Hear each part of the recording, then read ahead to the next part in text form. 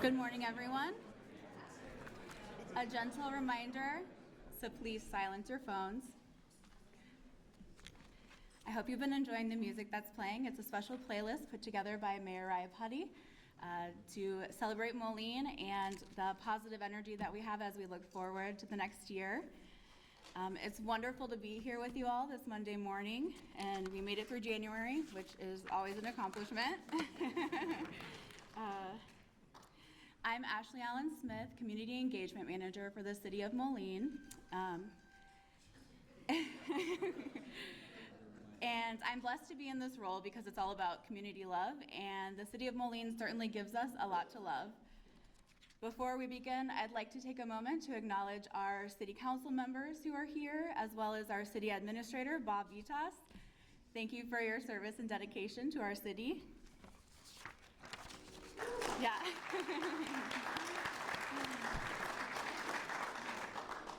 We also want to give a huge thank you to Andre with the Sound Conservatory for sharing this beautiful space with us.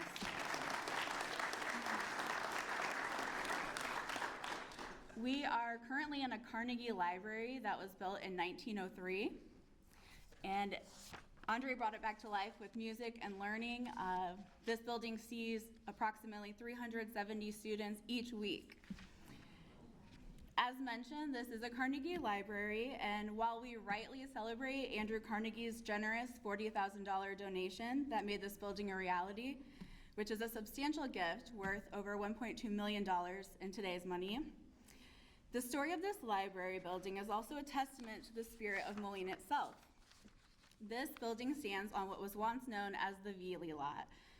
It's interesting to note that when planning to purchase the site, donations were only solicited from those thought to be able to contribute large sums of money. However, Moline residents at the time expressed their regret in not being invited to contribute to erecting this literary monument. And the desire to contribute wasn't just about the location. As the Dispatch reported on October 17th, 1903, so general is the desire that the library building be completed and furnished, and so many expressions of goodwill and intention to contribute to its completion have been made, that the library board members feel it their duty to allow the wishes of the people of Moline an opportunity to contribute toward the library, no matter how large or small. No structure ever erected in Moline reflects more credit on the intelligence and progressiveness of the people than our new Carnegie Library.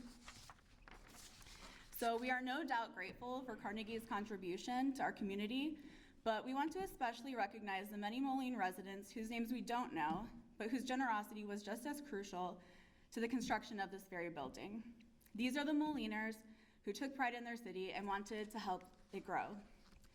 Today, our opening speakers are Moline residents who are putting in the work today to ensure a bright future for Moline tomorrow. They embody the same spirit of community engagement that built this very building. As American cultural anthropologist Margaret Mead said, "Never doubt that a small group of thoughtful, committed citizens can change the world. Indeed, it's the only thing that ever has." These words remind us that change starts with individuals, with people like our speakers today, who are committed to making a difference. And one such individual who saw a need and took action is our next speaker, Emily Allen.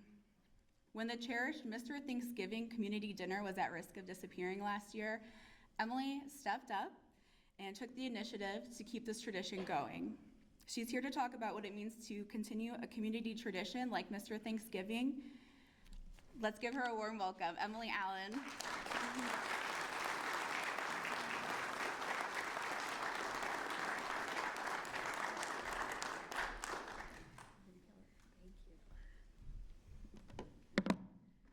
Good morning, everyone. I am deeply honored to be presenting to you all today as part of this year's State of the City Address. My name is Emily Allen, and I have been part of the Moline community for 10 years, moving here in July of 2015. 9.5 years, technically. My husband Luke and I have 2 children, a 12-year-old daughter and a 9-year-old son, both students at Seton Catholic School. From the moment we moved to Moline, we fell in love with all this community has to offer. I spent countless mornings when my children were toddlers at library story time, enjoyed sunshine at the many parks, and while jogging along Ben Butterworth Parkway, and many, many scoops of ice cream at Whitey's. As my children began to grow and become school-aged, I made a concerted effort to become more involved in my community. Over the past decade, I have had many opportunities to see how unique, welcoming, and special the Moline community is. Its richness and diversity, culture, and people are second to none. One tradition that has always made me smile is the annual tradition of the Mr. Bob's Thanksgiving dinner. Being a Seton School family, Mr. Bob is a very familiar face to us. He has helped safely cross my children across the road for 7 years. He also lets us know, in no uncertain terms, how he feels about drivers on their cell phones or those driving too quickly on the road.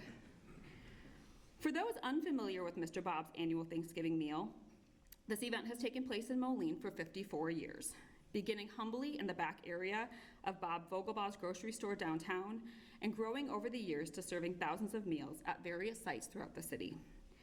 Mr. Bob's message is simple. Join us for Thanksgiving, no matter your circumstances, what's in your bank account, who you voted for, your religious beliefs, your race, or your identity.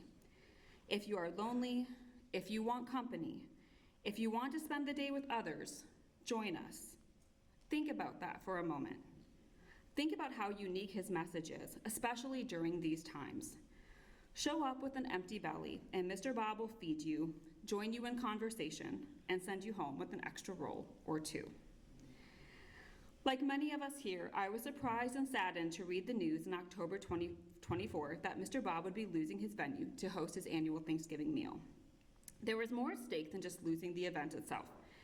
The loss of this event would be a loss of an important piece of Moline's history and rich community fabric.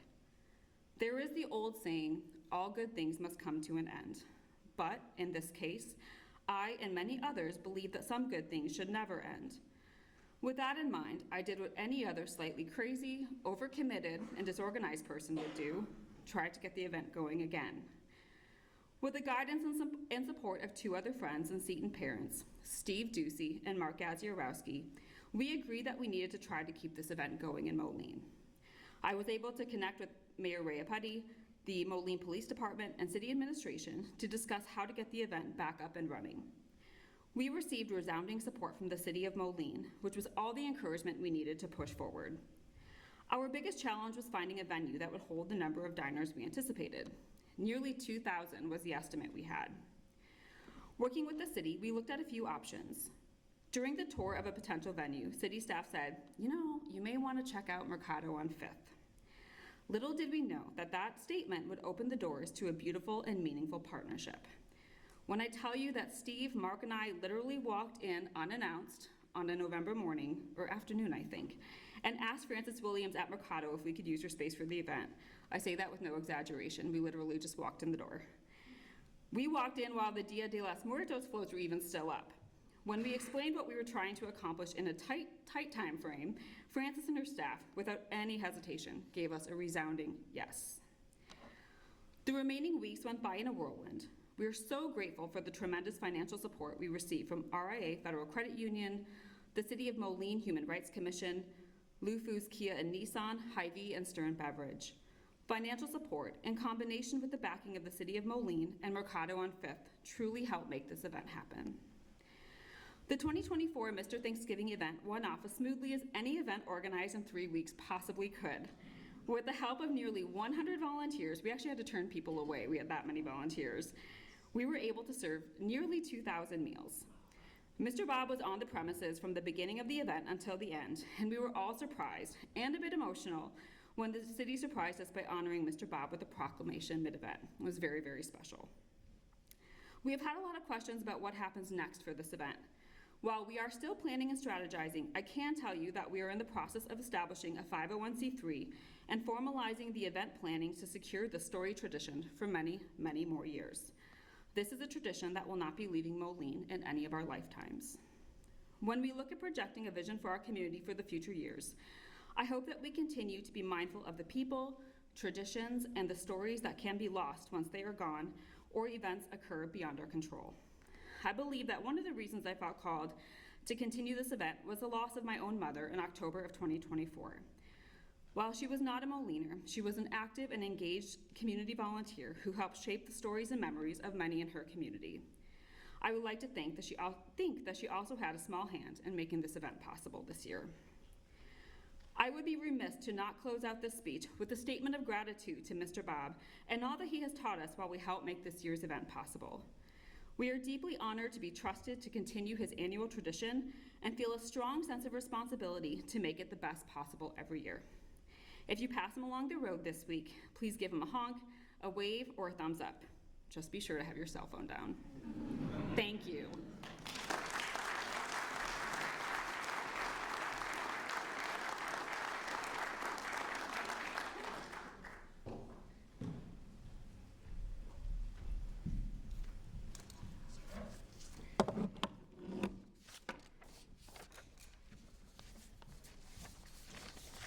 Well, thank you, Emily.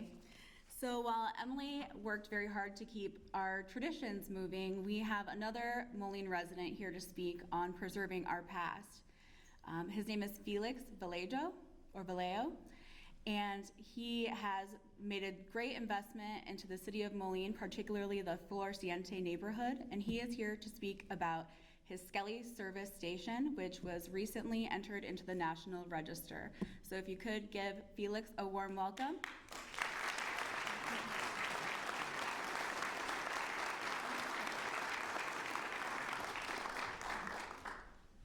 you.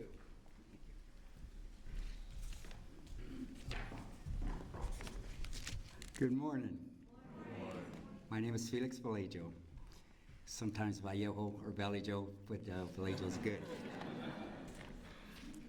I'm a very proud, lifelong Moliner. I'm excited and humbled to have been asked to share the preservation story of our 1932 Skelly gas station and what the city means to me and my family. Let's start with a little history and a bit about who we are. In 1946, soon after my dad got out of the Army from serving in World War II, my parents purchased their first home on 8th Street and raised their 7 kids, once known as Deer Street. So we were just right below the hill of Butterworth Center and Deer Wyman House. I also chose to raise my family on the same block and purchased the house next door to my parents 44 years ago. In 2017, I was approached by my neighbor if I would like to purchase a couple properties across the street, one which included a small, rundown storage building. After a bit of research, we were surprised to find out that that little storage building was a 1932 Skelly gas station. In the early 1900s, service stations were leading contributors to the great change in the transportation industry and the placement of retail businesses within this, across the country. It was then that we became determined that we were to bring this little old gas station back to life. What I want to emphasize here today is that I did not bring this building back to life alone.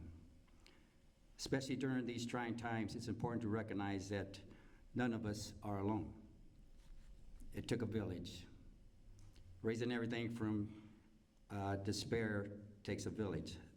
So many good people come together to help me.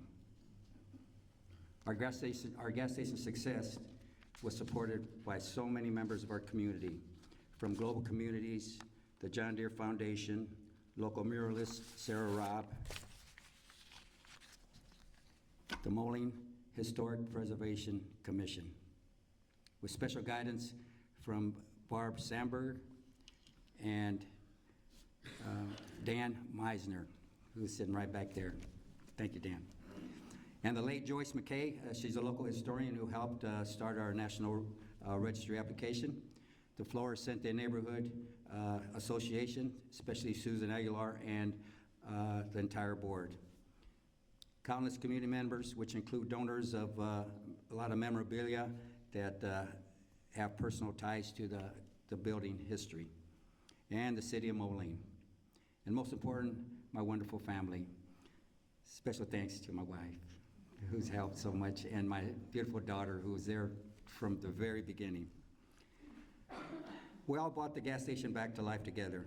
In 2022, our gas station was dedicated as a City of Moline landmark. And most recently, in the fall of 24. It is now recognized as one of 8 gas stations in the state of Illinois on the National Registry of Historic Places. Currently, the Skelly gas station serves many purposes. Classic car enthusiasts continue to use it as a destination and photo backdrop for their beautiful cars. The Mississippi Valley Antique Auto Show brought cars from as early as the 1920s to start their fall tour.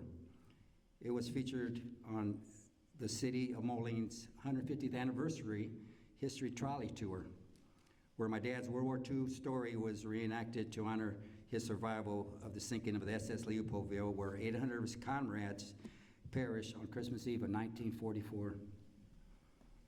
We continue to honor our dad and display his heroic story inside the gas station. It also transforms into a Santa's workshop for neighborhood families to enjoy every Christmas, and has been used for the Florissant neighborhood meetings.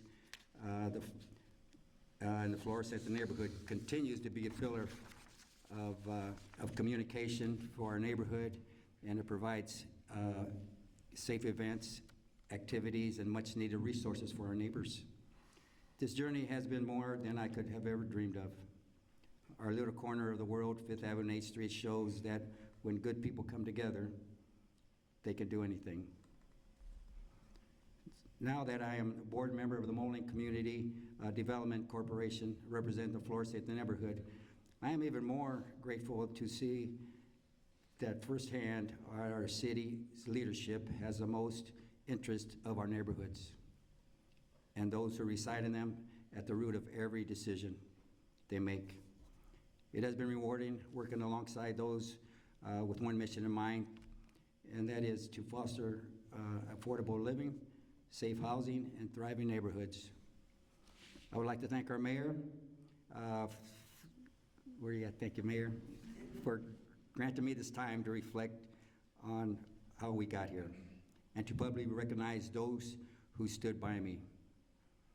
I believe and can speak on behalf of my family that living on 8th Street in this great city has been a blessing.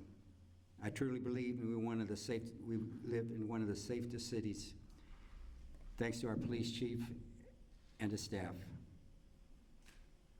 I personally think we have the best water in the country. Okay, with gratitude for this journey, I want to remind everyone to take care of each other, your families, your friends, and your neighbors. Thank you very much for having me.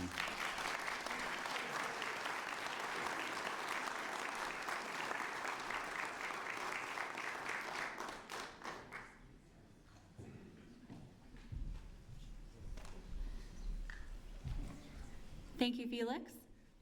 Felix just spoke on the importance of preserving our past, and our next speaker is an engaged Moline resident who is focusing on our future. I'm happy to introduce Kelly Nachi, who has been working with the city of Moline to obtain the Bee City USA accreditation. So if you could please welcome Kelly Nachi to the stage.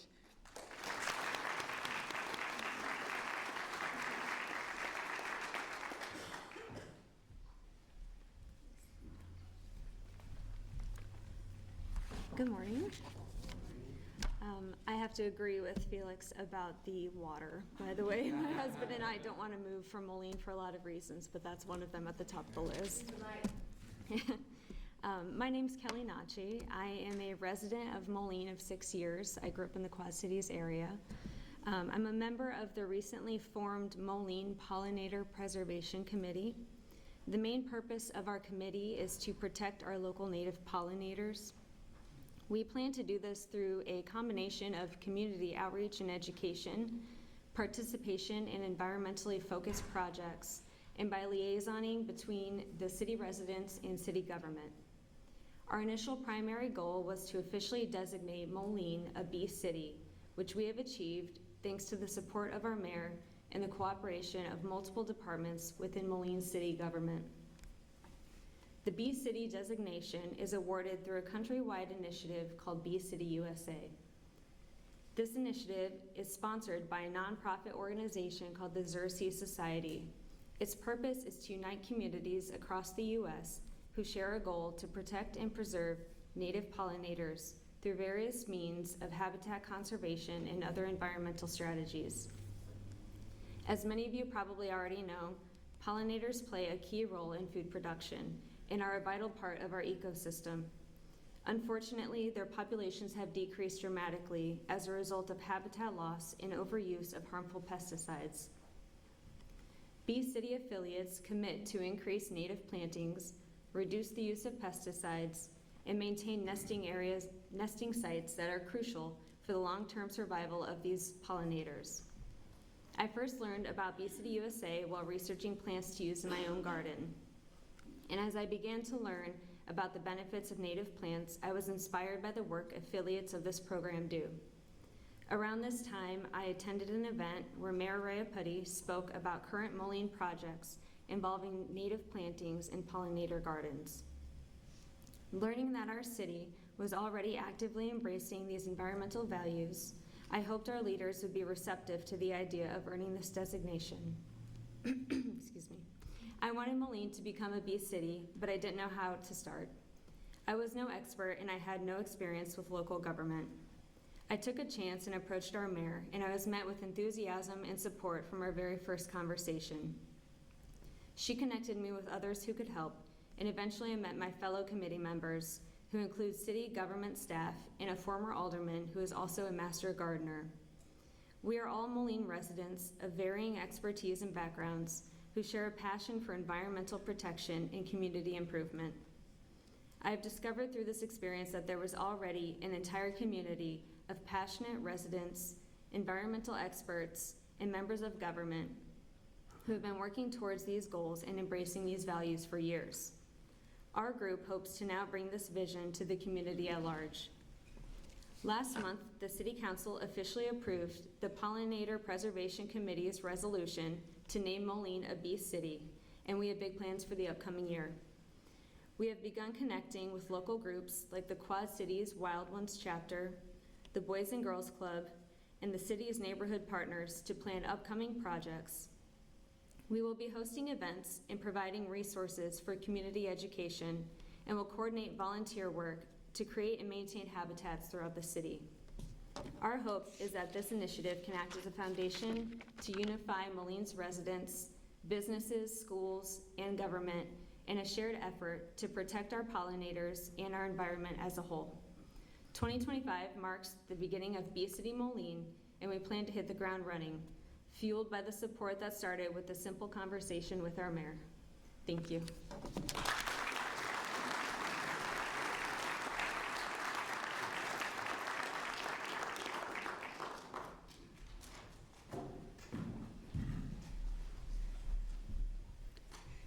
Thank you, Kelly, for all of your hard work.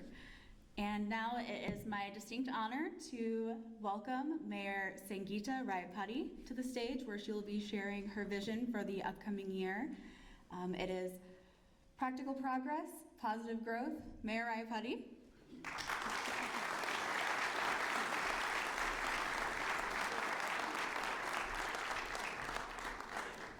Well, good morning, everyone. Oh my gosh. This is a beautiful view. I wish you could see it from my vantage point. Thank you to everyone who's already spoken. I think it's a real tribute when we can feature what's homegrown passion here in the city of Moline. I also don't want to forget the work of our city council, most of whom are here in the front. Nothing happens really without them putting a stamp of approval on a lot of these projects. So thank you for your hard work, and also thank you to all the staff who make things run so smoothly. We are really proud also of Andre, the owner of this building, for bringing this back online. Let's give him a round of applause for everything he's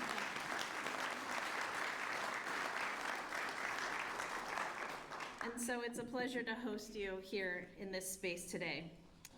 The city of Moline has accomplished a lot in this past year and has many reasons to be proud. We truly have made very practical progress over the last 12 months. Progress that's meaningful to the long-term success of the city and its residents. Practical progress, in my opinion, is the kind that is enduring, that gets to the heart of community needs and that sets us up for success in the near and distant future.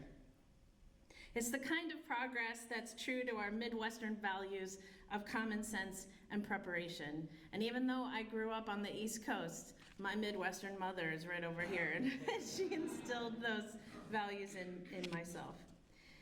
When it comes to addressing community needs, we did this in a variety of ways in 2024.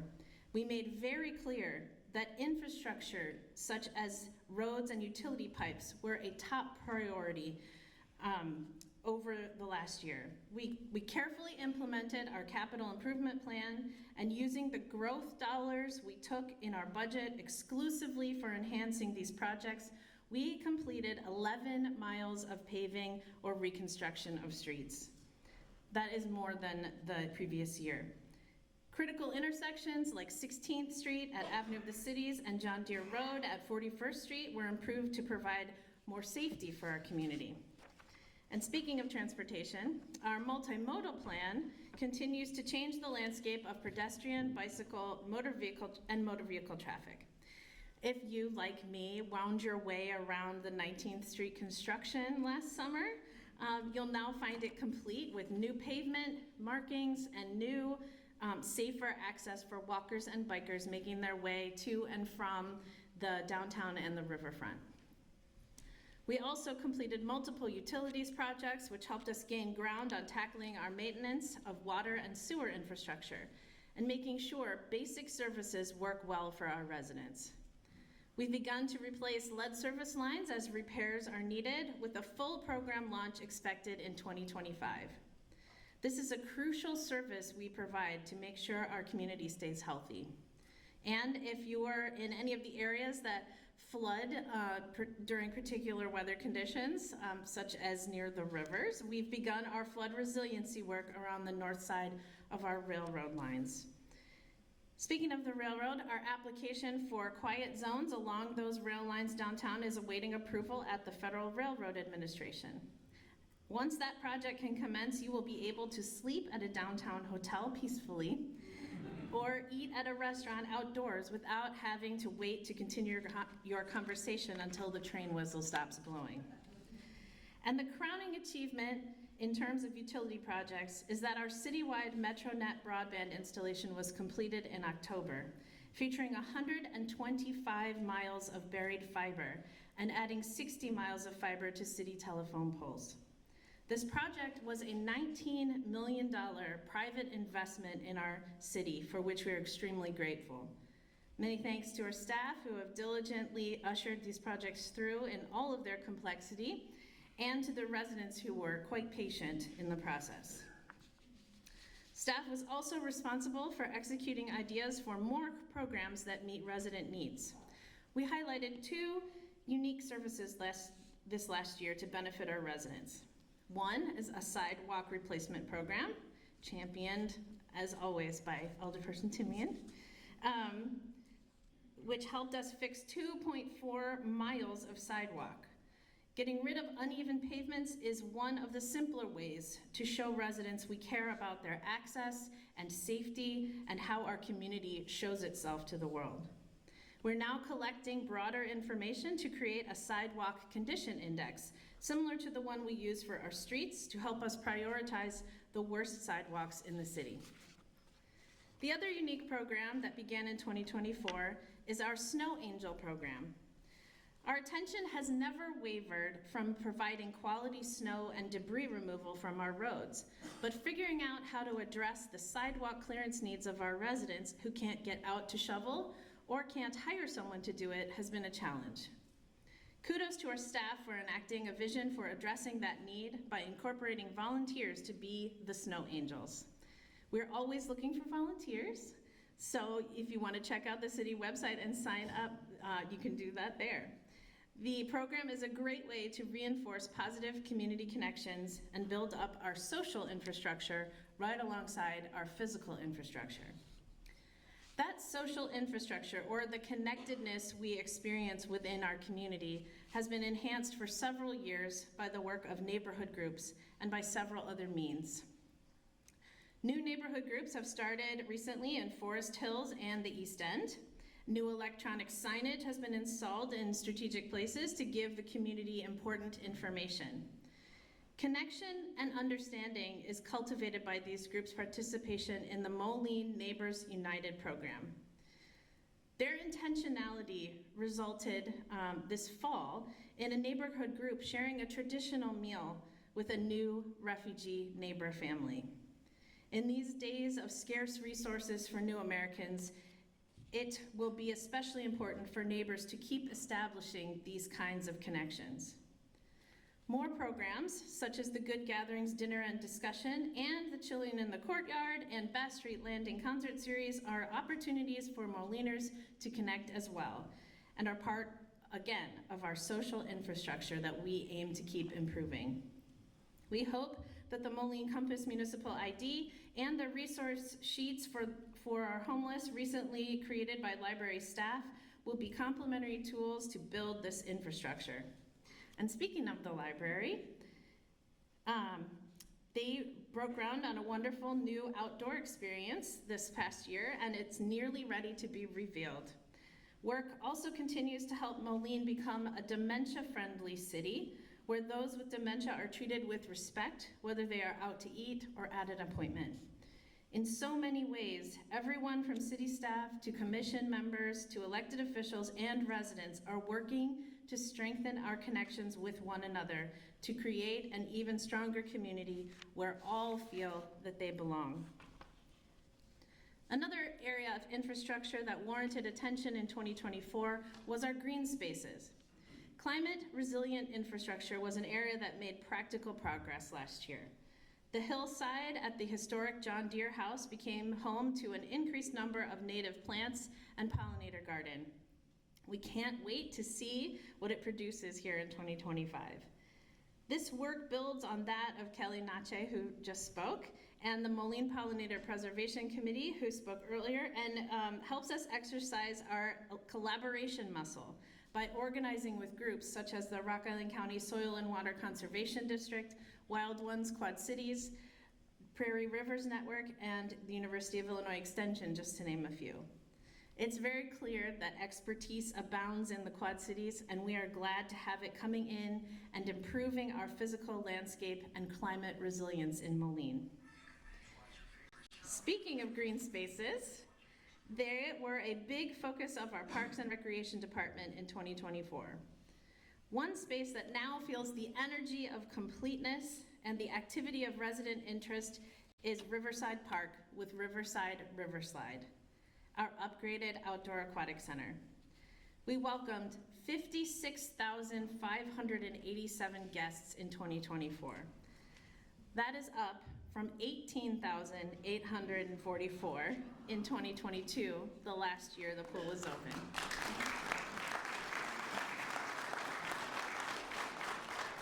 Certainly, our collaboration with the YMCA on membership and access was part of that success, and we're very thankful for that work.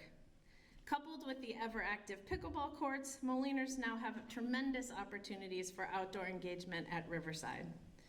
New equipment was installed at other parks in the city, showing our commitment to making sure our green spaces and city parks are some of the best contributors to improving our quality of life in Moline. While we had some parts of the organization focused on the city's physical and social footprint, others were working on our human resources and safety needs. We are so proud to announce that we are back to full strength in our police department, with 84 of 84 authorized positions filled. And if you're familiar, yes, let's get a round of applause. If you're familiar with how difficult it is to recruit into first responders professions, this is something to be very proud of. Our Community and Economic Development Department is also fully staffed after hiring an Economic Development Manager early in 2024. Our fire department has new trustworthy vehicles to use to meet our rescue and containment needs and to make sure staff is available when community members call for help.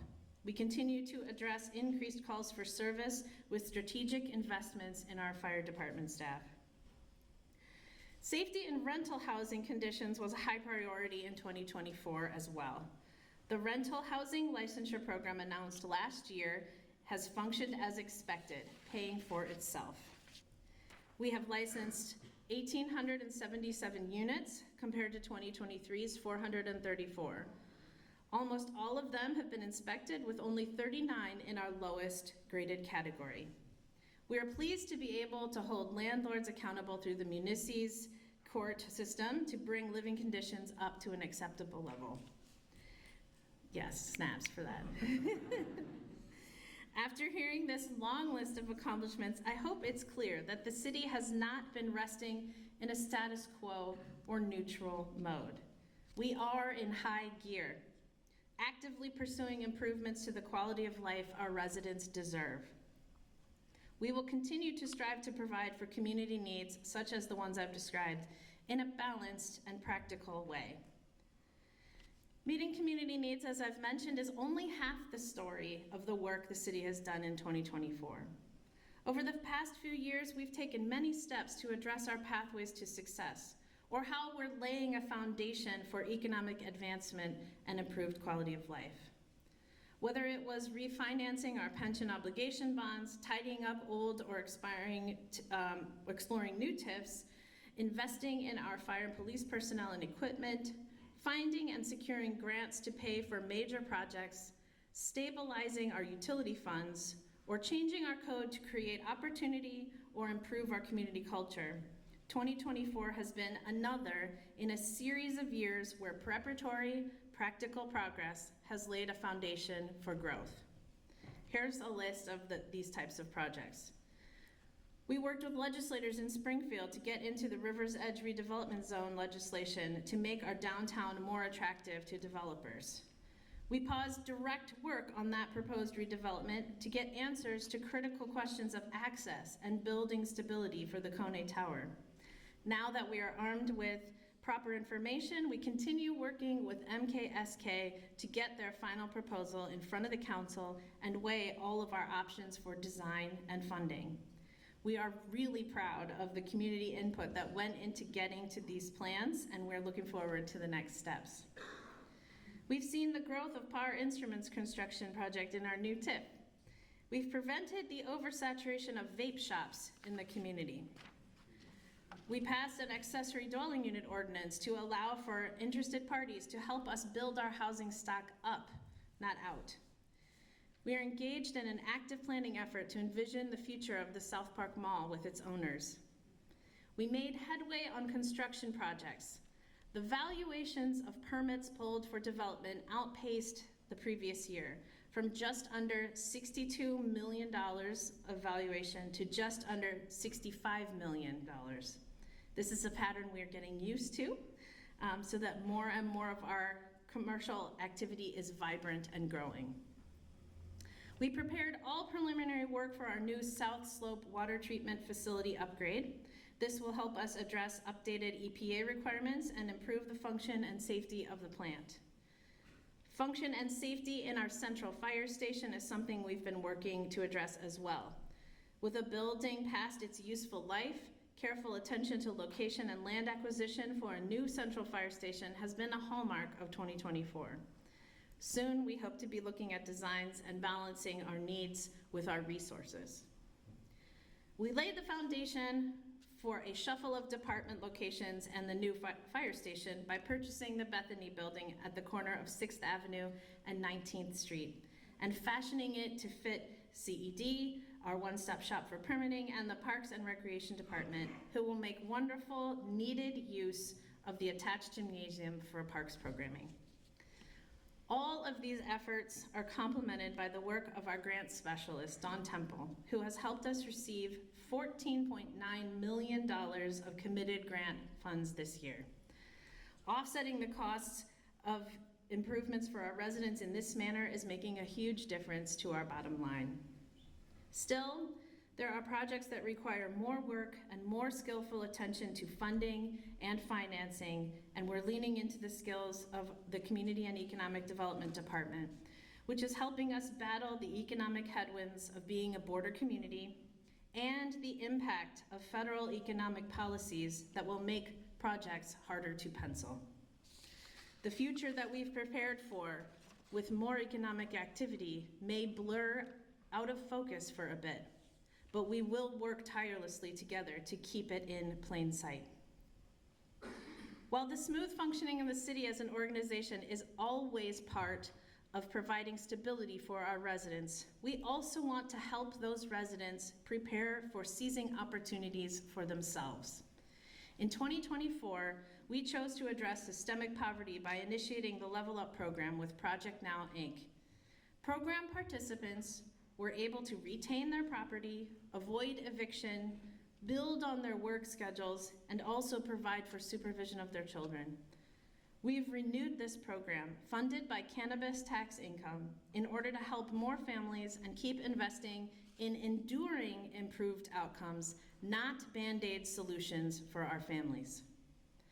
Our other opportunities we were proud to celebrate are the reorganizing and launch of the Quad Cities Manufacturing Institute and the Higher Education in the Quad Cities Study.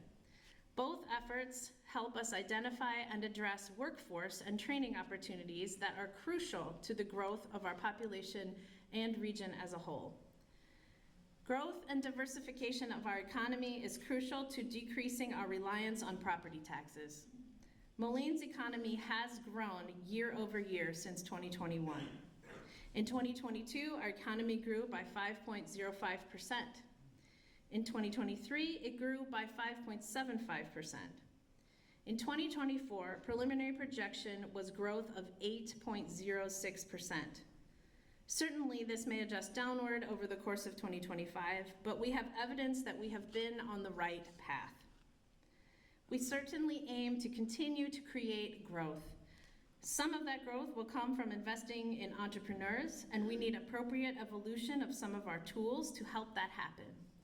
For example, our revolving loan fund is being reworked to better meet needs of those that can benefit from it.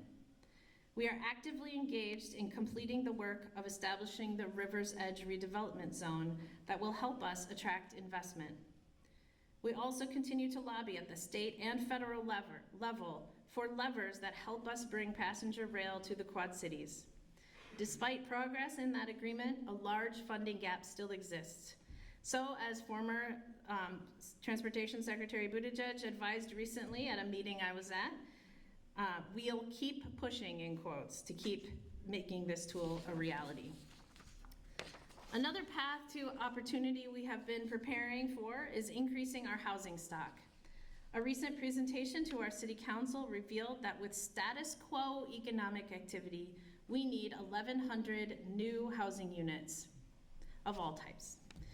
If we experience increased economic activity, we are projected to need 4,400 units. The Council and Plan Commission are laser focused on the seamless flow between updating the comprehensive plan and our zoning code to help meet these needs. Only with an increase in the supply of housing can we begin to bring down the rent burden that many hardworking Moliners feel. This is a national issue, and we will do our best to address it smartly. Currently, staff is working on development deals that would bring 239 units online in Moline. Another project we have been preparing for is our Shine On Moline agrivoltaic solar farm, a project so unique that the U.S. Department of Energy chose us out of 14 entities, or to be one of 14 entities across the country for their Clean Energy Community Peer Learning Cohort. We'll continue to explore that possibility with $450,000 allotted by the state of Illinois for this work. And we just continue to keep working on that project. Though through all of this current work, the council has continued our habit of combining conservative budgeting and lean operating costs. We have dropped the levy rate from $1.80 to $1.71 per $100,000 of equalized assessed value, and took a smaller levy amount this year than last year. Our levy this year was $496,000 and $225,000. Compare that to the $1.3 million of projected growth we could have taken, and we can show we are clearly exhibiting restraint and resilience when it comes to providing for our community. We consistently ask ourselves, Are we walking the talk on economic development and our care for our community? We are working for positive growth with very practical yet innovative approaches taken to our work. Practicality doesn't have to mean status quo. For us, it means common sense solutions to our community needs. It means prioritizing lasting solutions versus Band-Aids over problems. It means making sure our development agreements and partnerships are balanced and fair and benefit our residents.